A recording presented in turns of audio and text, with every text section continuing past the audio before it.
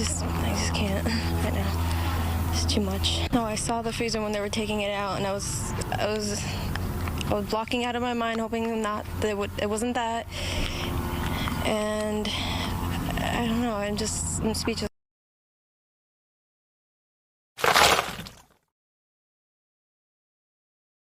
Have you ever looked at a photograph and felt a chill crawl down your spine?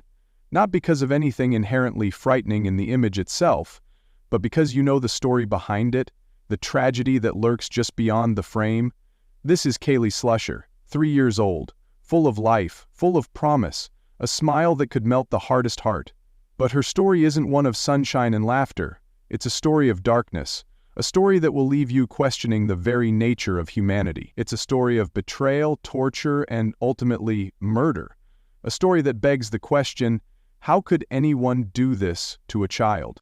Kayleigh's life, though brief, was a tapestry woven with threads of both joy and unimaginable suffering. She loved playing dress-up, her tiny feet tap-dancing in oversized shoes. She adored her grandmother, Robin Slusher, who remembered Kayleigh's infectious giggle and the way her eyes would light up when she saw a puppy. But behind the facade of a happy childhood, a nightmare was unfolding. Kayleigh lived with her mother, Sarah Kruger, and her mother's boyfriend, Ryan Warner, in a small apartment in Napa, California. This wasn't a home, it was a prison, and Kayleigh, a helpless, innocent child, was its prisoner. Imagine a life where the very people entrusted with your care become your tormentors. Imagine the confusion, the terror, of a 3-year-old who doesn't understand why the hands that should hold her are the same hands that inflict excruciating pain. Imagine the loneliness, the isolation, of a child trapped in a world of fear with no escape.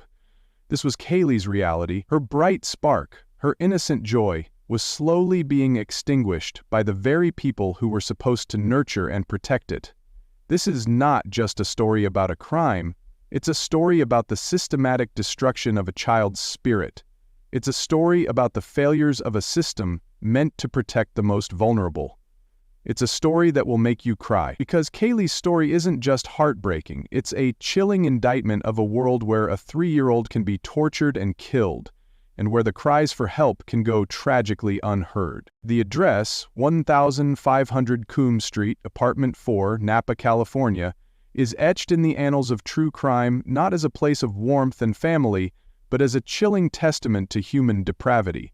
This unassuming apartment building, with its faded paint and quiet facade, masked a world of unspeakable horror. This was Kayleigh Slusher's home, or rather, the place where her innocence was systematically destroyed. The very place where a 3-year-old should have felt the unconditional love and protection of her mother became a battleground of fear and pain. Imagine the stark contrast, the exterior, ordinary, almost bland, a stark contrast to the monstrous reality within. It's a chilling reminder that evil can hide in plain sight, behind closed doors, in the most unexpected places. Inside those walls, Kayleigh lived with her 27-year-old mother, Sarah Kruger, and Kruger's boyfriend, 29-year-old Ryan Scott Warner. Their relationship was a tempest, a storm of volatile emotions fueled by the relentless craving for methamphetamine. This insidious drug, a scourge on communities across the nation, had sunk its claws into Sarah and Ryan, warping their perceptions, eroding their moral compass, and unleashing a torrent of violence. It wasn't just a drug problem, it was a catalyst, a spark that ignited the already fragile dynamics of their relationship, turning their small apartment into a pressure cooker of rage and desperation. Methamphetamine became the third entity in that cramped space, a malevolent presence that dictated their actions and ultimately sealed Kayleigh's fate. Think about the sheer vulnerability of a 3-year-old. Kayleigh was at the mercy of these two adults, completely dependent on them for her survival, her well-being, her sense of security. But the very people who were supposed to nurture and protect her became the source of her deepest terror. The apartment, meant to be a sanctuary, a haven from the outside world, transformed into a prison, a place where every sound, a raised voice, a slammed door, the shuffle of footsteps, could herald unimaginable pain. The laughter of a child should have echoed through those rooms, the sweet melodies of lullabies should have filled the air, Instead, the walls absorbed the echoes of screams, the sickening thuds of physical abuse, the heartbreaking whimpers of a child in agony. Kaylee's world, so small and fragile, was consumed by fear, a constant gnawing dread that permeated every aspect of her young life. Love was replaced by violence, trust by betrayal. The fundamental bond between parent and child was shattered, replaced by a reign of terror. How could anyone, especially a mother, inflict such suffering on a defenseless child? What darkness resided within them? What twisted logic could justify such cruelty? And how did the insidious grip of methamphetamine transform a home into a chamber of horrors, turning Kaylee's life into a living nightmare? The walls of 1500 Coombs Street, Apartment 4, couldn't contain the turmoil within. They became a conduit for the sounds of a family in crisis, a chilling soundtrack of domestic strife that seeped into the lives of those who lived nearby. Neighbors described hearing frequent and intense arguments between Sarah Kruger and Ryan Warner, their voices escalating into angry shouts and violent threats. Sorry for her and her family and all the kids who knew her around here, just everyone who's felt this loss. All children are sacred to everyone in this world, and for a mother to do this to a child, she doesn't deserve to be called a mom. She's a monster. I can't imagine anybody, let alone a mother, letting... I know this was a heavy one, but these stories need to be told. If you're feeling it, give this video a thumbs up and share it to spread awareness. And if you haven't already, hit that subscribe button and join our true crime community. For those of you who've been here a while, you know I appreciate you. Thanks for sticking around. The volatile nature of their relationship was no secret. It was a constant source of worry for those who shared the building with them. The arguments weren't just verbal. They often escalated into physical altercations. Neighbors reported hearing the distinct sounds of blows, the crashing of furniture, the unmistakable signs of a violent struggle. And amidst this chaos, there was another sound, more heartbreaking than any other. The cries of a child. Kaylee's cries were a constant undercurrent to the violence, a small, desperate voice pleading for an end to the turmoil. Neighbors recounted hearing her whimpers, her terrified screams, the sounds of a little girl caught in the crossfire of adult rage. They saw the physical evidence too. They noticed Kaylee's bruises, the marks on her arms and legs that spoke volumes about the abuse she was enduring. One neighbor, who wished to remain anonymous, later told investigators that Kayleigh often appeared withdrawn and fearful, a stark contrast to the happy, playful child she once was. They described a little girl who seemed to have lost her spark, her light dimmed by the constant presence of violence and fear. Another neighbor recounted an instance where they saw Kayleigh with a visible bruise on her face, prompting them to consider intervening directly. These neighbors weren't just passive observers, they were witnesses to a tragedy unfolding. They felt a growing sense of unease, a gnawing feeling that something was terribly wrong. Driven by concern for Kayleigh's well-being, they took action.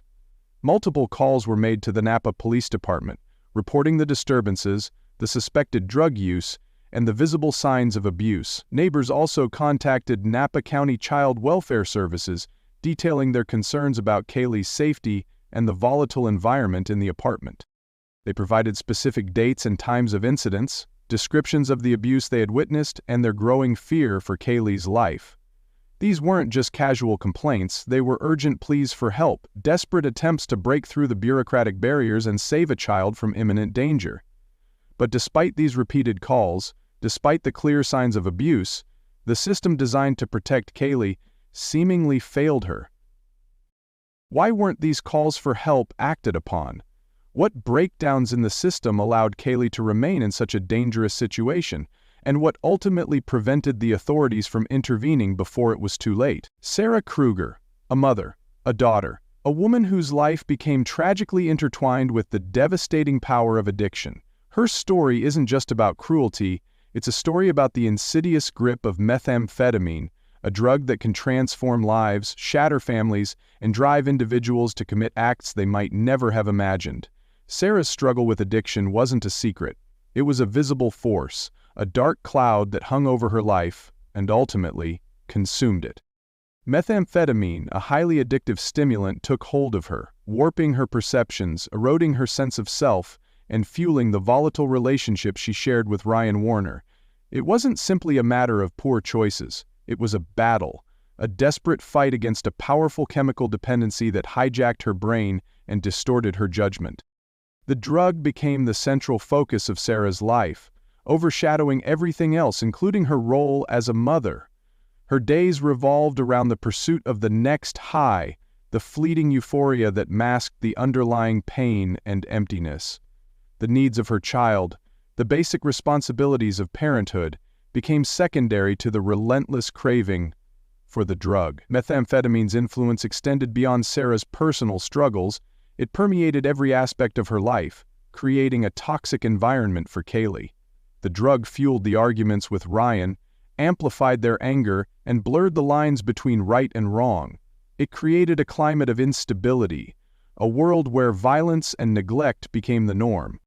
It's important to understand that addiction is a complex disease, a chronic and relapsing condition that requires compassion and treatment, not just judgment.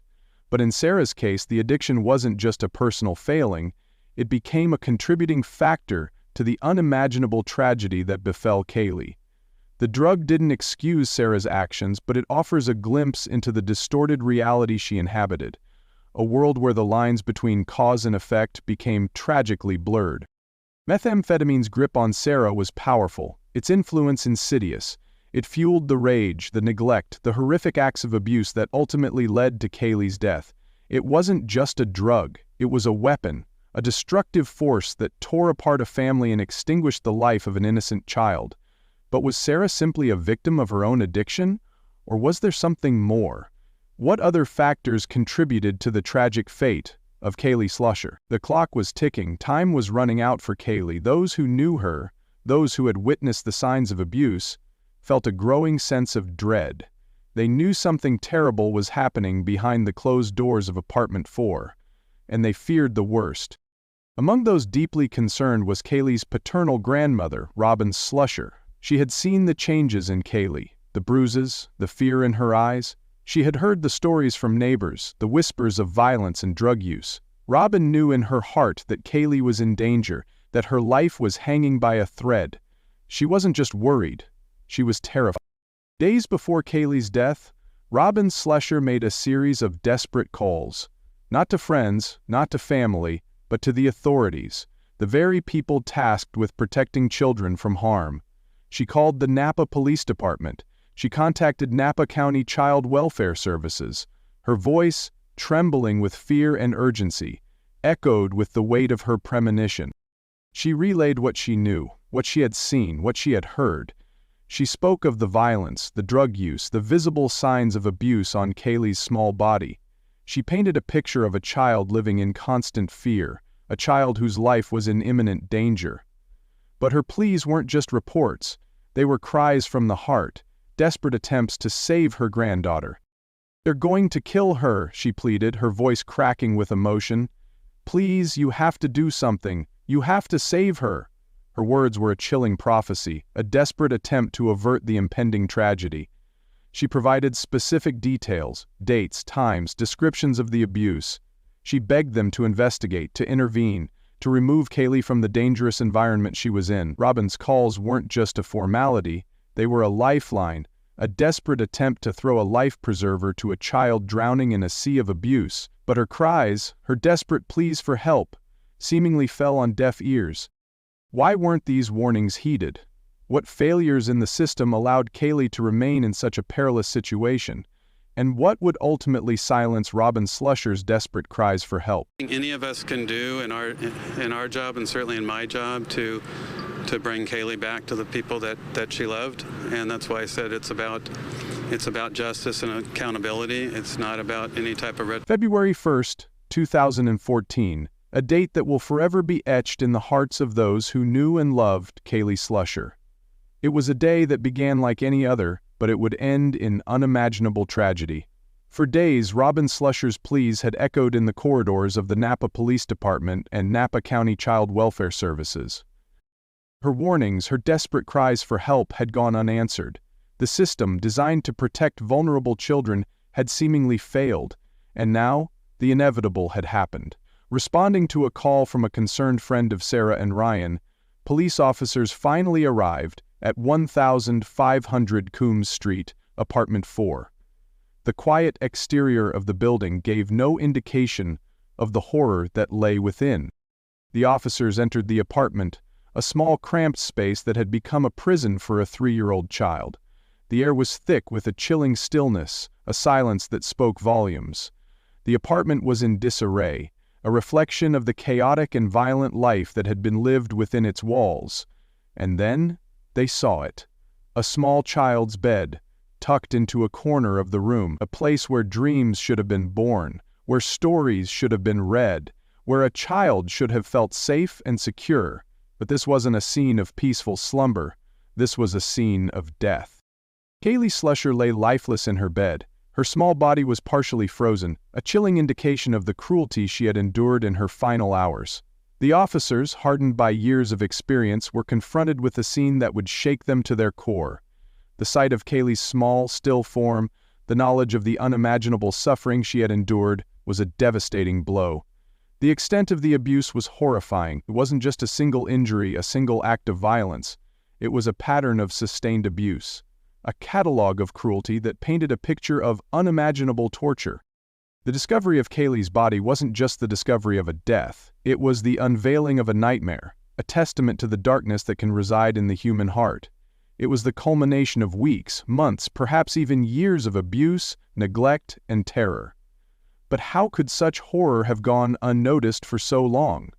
What role did the system play in failing to protect Kayleigh? And what exactly did the autopsy reveal about the extent of the torture she had endured? The discovery of Kayleigh's body was just the beginning. The true horror of what she had endured began to unfold in the sterile environment of the coroner's office. The autopsy, a grim but necessary procedure, revealed the full extent of the torture inflicted upon this tiny, defenseless child. The report was a litany of horrors, a catalog of cruelty that defied comprehension.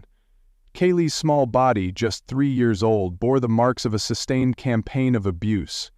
It wasn't just one isolated incident, one moment of anger gone too far. It was a pattern of violence, a systematic assault on her fragile body that stretched over weeks, perhaps even months. The autopsy revealed 41 distinct injuries, 41 separate instances of pain, of terror, of unimaginable suffering, bruises covering her arms, her legs, her torso, her face. Not the light bruises of a childhood tumble, but deep, discolored contusions, the marks of deliberate blows. Fractures, old and new, indicating repeated trauma. A broken rib, slowly healing, a testament to a previous act of violence. Internal bleeding, evidence of the brutal force inflicted upon her small frame. These weren't just injuries, they were a chronicle of pain, a record of the agony Kayleigh endured in the final months of her short life. But even among these horrific findings, one injury stood out, a final, devastating blow that ultimately claimed Kayleigh's life. A ruptured intestine. A brutal, internal injury caused by blunt force trauma. This wasn't just a wound, it was a death sentence. The rupture led to slow and agonizing death as infection spread through Kayleigh's small body. Imagine the pain, the nausea, the vomiting, the growing weakness as her tiny body shut down. Imagine the terror, the confusion of a 3-year-old experiencing such intense suffering, unable to understand what was happening, unable to ask for help. The medical examiner described the unimaginable pain Kayleigh must have endured in the hours, perhaps even days leading up to her death. It wasn't a quick, merciful end. It was a slow, torturous decline, a final act of cruelty in a life filled with pain. The thought of a child suffering such unimaginable agony is almost unbearable. But the question remains, how could anyone, especially a mother, inflict such torture on a child? What kind of person is capable of such monstrous acts? With Kayleigh's death, the investigation began in earnest. The quiet apartment on Coombs Street transformed into a crime scene, the focus of intense scrutiny. Detectives meticulously combed through the small space, searching for any clue, any piece of evidence that could shed light on the horrific events that had transpired within its walls. Every item, no matter how seemingly insignificant, was collected, catalogued, and analyzed. They were looking for answers, for the truth behind Kaylee's tragic death. They needed to understand how a 3-year-old child could be so brutally abused, how such unimaginable cruelty could occur within a family home. The investigation wasn't just about the immediate aftermath of Kaylee's death.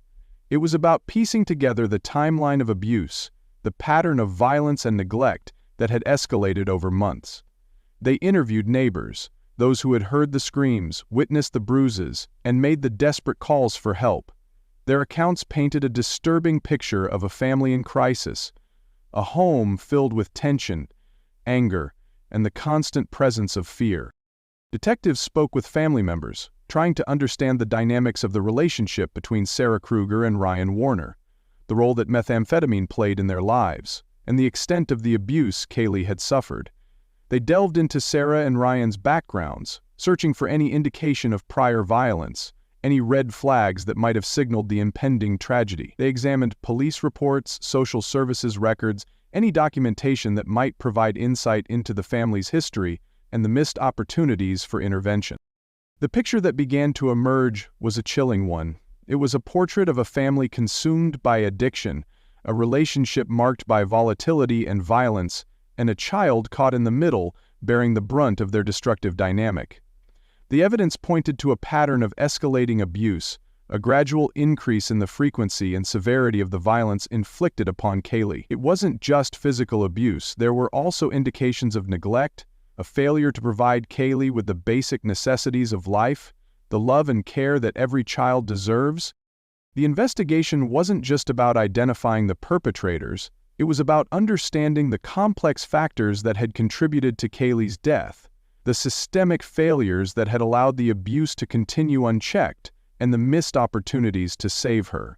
But as the detectives delved deeper into the case, they began to uncover a web of deceit, a series of lies and denials that threatened to obscure the truth. What secrets were Sarah and Ryan hiding, and how far would they go to protect themselves from the consequences of their actions? Sarah Kruger and Ryan Scott Warner, two names now inextricably linked to the horrific death of 3-year-old Kayleigh Slusher. Their faces, once familiar to those who lived near them, became the subject of news reports, their images forever associated with unspeakable acts of cruelty. Following Kaylee's death, the investigation intensified, and the evidence gathered by detectives pointed directly to Sarah and Ryan as the perpetrators of the abuse that led to her tragic end. They were arrested and charged with murder, with the special circumstance of torture, a charge that reflected the calculated and prolonged nature of the abuse Kaylee had suffered. The arrest of Sarah and Ryan marked a turning point in the case.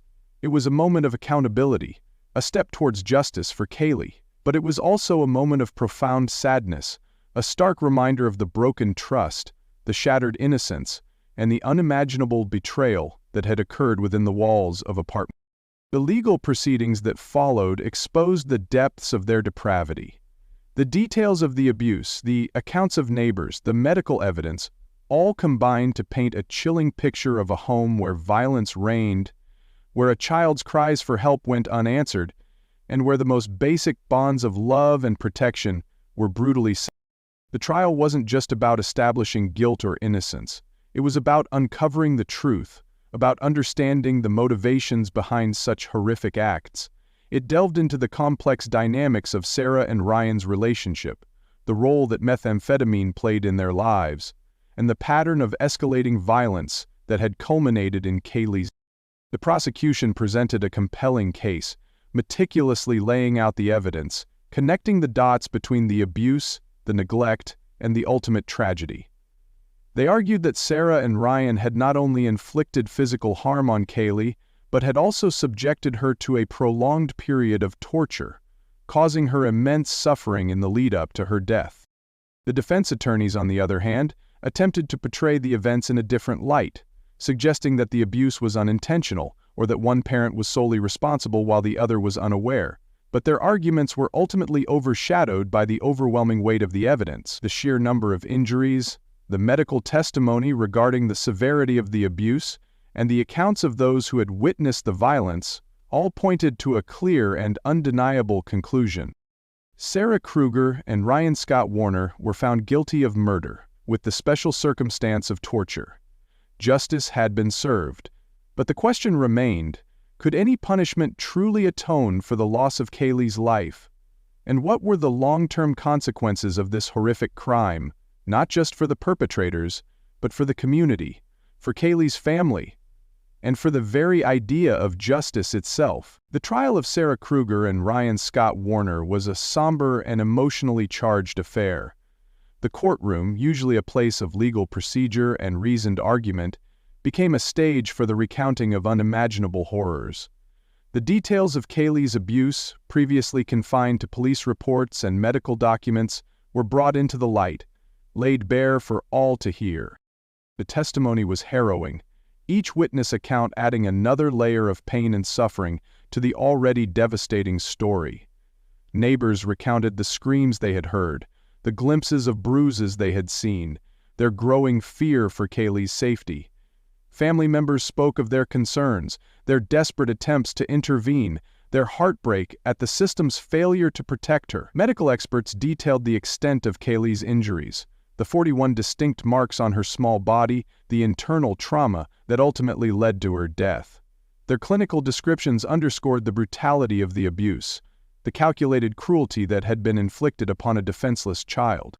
The trial wasn't just about the facts of the case, it was about confronting the reality of what had happened, about acknowledging the unimaginable pain that Kayleigh had endured. It was a process of bearing witness, of listening to the accounts of those who had seen the signs, heard the cries, and felt the growing sense of dread. It was a confrontation with the darkness that had consumed Sarah Kruger and Ryan Warner, the twisted motivations that had driven them to commit such horrific acts. The courtroom became a space of collective grief, a place where the weight of Kayleigh's loss was palpable. Every piece of evidence presented, every word spoken, served as a stark reminder of the life that had been stolen, the future that had been denied. The jury, tasked with the immense responsibility of delivering judgment, listened intently to the testimony, weighed the evidence, and grappled with the emotional weight of the case. They were not just deciding the fate of two individuals, they were delivering a verdict on the value of a child's life, on the sanctity of the parent-child bond, on the responsibility of a community to protect its most vulnerable members. After weeks of testimony, after hearing the harrowing details of the abuse, the jury reached their decision. Guilty. Guilty on all counts. Justice had been served in a legal sense. Sarah Kruger and Ryan Scott Warner were held accountable for their horrific crimes. But even as the verdict was read, a profound sense of sadness lingered in the courtroom, because while justice could be delivered, it could not undo the unimaginable. It could not bring Kayleigh back. It could not erase the pain, the suffering, the profound loss. The question remained, what could truly heal the wounds left by such a devastating crime? And what lessons could be learned from this tragedy to prevent similar horrors from happening again? The conviction of Sarah Kruger and Ryan Warner brought a measure of justice for Kayleigh, but it also exposed a deeply troubling truth. The system designed to protect her had failed. Kayleigh's case became a stark example of how bureaucratic inertia, missed red flags, and a lack of communication can have devastating consequences. It wasn't just about two individuals, it was about a system that seemingly overlooked the cries for help, that failed to intervene before it was too late. The repeated calls to the Napa Police Department and Napa County Child Welfare Services, the desperate pleas from neighbors and family members, became a haunting indictment of the very institutions meant to safeguard children from abuse. The timeline of events leading up to Kayleigh's death revealed a series of missed opportunities, a chain of failures that ultimately sealed her fate. Neighbors had reported the frequent and violent arguments, the sounds of physical altercations, the cries of a child in distress. They had witnessed the signs of abuse, the bruises, the withdrawn demeanor, the look of fear in Kayleigh's eyes. They had made multiple calls to the authorities providing specific details about the abuse they had witnessed, expressing their growing concern for Kayleigh's well-being. Robin Slusher, Kayleigh's grandmother, had made repeated attempts to contact both the police and Child Protective Services, her voice filled with panic and desperation, warning them that Kayleigh was in imminent danger. She had provided names, dates, and specific descriptions of the abuse, begging them to intervene. But despite these repeated calls, despite the clear and present danger, Kayleigh remained in the abusive environment. This system, burdened by caseloads, hampered by bureaucratic procedures, and perhaps influenced by biases, seemingly failed to act decisively. The red flags were there, the warnings were clear, but the necessary intervention never materialized. Kayleigh's case became a tragic example of how this system, meant to protect the most vulnerable, can sometimes fall short. It highlighted the critical need for improved communication between agencies, for more thorough investigations of child abuse allegations, and for a greater sense of urgency when a child's life is at stake. The $5 million settlement paid by the city and county to Kayleigh's father and grandparents served as a stark acknowledgement of these systemic failures. It was a recognition that more could have been done, that lives could have been saved. But the question remains, how many other children are out there, silently suffering in abusive homes, waiting for a system that too often fails to hear their cries for help? And what steps can be taken to ensure that tragedies like Kayleigh's are not repeated? Narrator. Kayleigh Slusher's life was tragically short, brutally stolen. Her story is a heartbreaking tale of abuse, neglect, and systemic failure. It's a story that will leave you questioning how such cruelty could exist. But amidst the darkness, there is a flicker of light, a glimmer of hope that emerges from the ashes of tragedy. Kayleigh's death, while devastating, served as a catalyst for change. Her story became a rallying cry, a call to action that sparked reforms, policy changes, and a renewed focus on protecting children from the scourge of abuse. It's a legacy that, though born of sorrow, strives to prevent other children from suffering the same fate. Kayleigh's case exposed critical weaknesses in the system, highlighting the urgent need for improved communication between agencies, more thorough investigations of child abuse allegations, and a greater sense of urgency in responding to reports of children in danger. Her death prompted Napa County to implement significant changes in its child welfare protocols. New training programs were introduced for social workers and law enforcement officers, focusing on recognizing the signs of abuse, understanding the dynamics of domestic violence, and improving their responses to reports of child endangerment. The county also strengthened its communication systems, aiming to break down the bureaucratic silos that had hindered previous. The $5 million settlement, while unable to bring Kayleigh back, served as a powerful message, a public acknowledgement of the system's failures and a commitment to doing better. Kayleigh's legacy extends beyond policy changes and legal settlements. Her story has become a powerful reminder of the vulnerability of children and the responsibility of adults to protect them. It has ignited a renewed sense of awareness in the community, encouraging neighbors, family members, and concerned citizens to be vigilant, to speak up when they suspect a child is being abused. End quote. It has inspired countless individuals to get involved in child abuse prevention efforts, to volunteer their time, to donate to organizations that support victims of abuse, and to advocate for stronger child protection laws.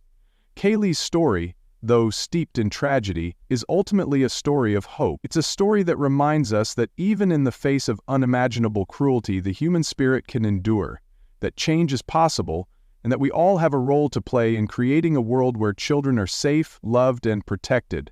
But the fight is far from over. How can we ensure that Kayleigh's story serves as more than just a tragic memory? How can we transform her legacy into a lasting movement that truly protects children from harm? Kayleigh Slusher. Her name, once unknown to so many, now stands as a chilling reminder of the fragility of childhood, the devastating consequences of abuse, and the urgent need for change. Her story, a tapestry woven with threads of joy, pain, neglect, and ultimately tragedy, is a call to action. It's a call that echoes across communities, demanding that we do better, that we be more vigilant, that we prioritize the safety and well-being of our children above all else. Kayleigh's life, though tragically short, mattered. It mattered immensely, and her death must not be in vain.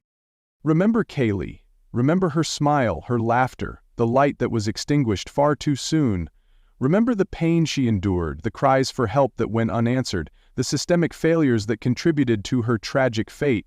Let her story be a constant reminder that we all have a responsibility, a moral obligation, to protect children from harm.